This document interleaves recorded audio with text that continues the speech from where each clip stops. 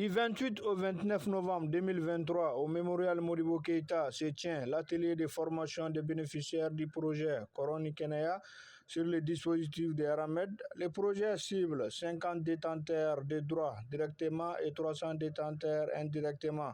Organisé par les droits de l'homme au quotidien DHK en collaboration avec ses partenaires.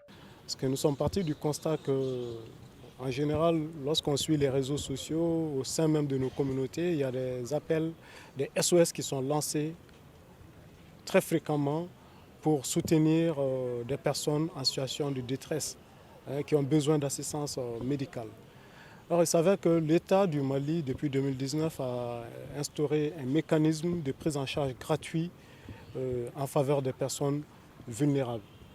Donc, ce dispositif qu'on appelle le régime d'assistance médicale, le RAMED, est méconnu du public. C'est pourquoi nous avons initié ce projet Koroni Kenaya, littéralement la vieillesse dans la santé, vieillir dans la santé, et dont l'objectif est, comme je le dis tantôt, renforcer l'autonomisation des personnes vulnérables à accéder à la santé. Mais pour être bénéficiaire, il y a toujours une enquête qui est ouverte par le développement social de la localité dont réside le demandeur. C'est sur la base des conclusions de cette enquête-là que la personne est déclarée éligible au RAMED parce que la personne bénéficierait certainement d'un certificat d'indigence.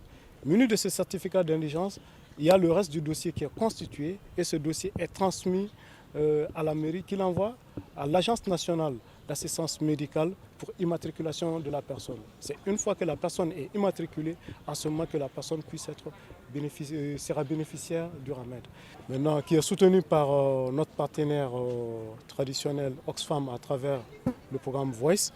Et ce projet qui est initié couvre le district de Bamako ainsi que le SEC de Kati. Voice est une organisation qui est une truc d'Oxfam qui est au Mali ici, qui aide les ONG et à prendre en charge quelques problèmes. Finance les 18 millions sur 10 mois. Objectif, améliorer l'accès des personnes âgées vulnérables aux services sociaux de base. Et je m'empresse tout d'abord à saluer et à remercier les plus hautes autorités de l'État pour avoir initié, mis en place ce mécanisme qui contribue beaucoup et à la prise en charge des souffrances sanitaires de nos populations.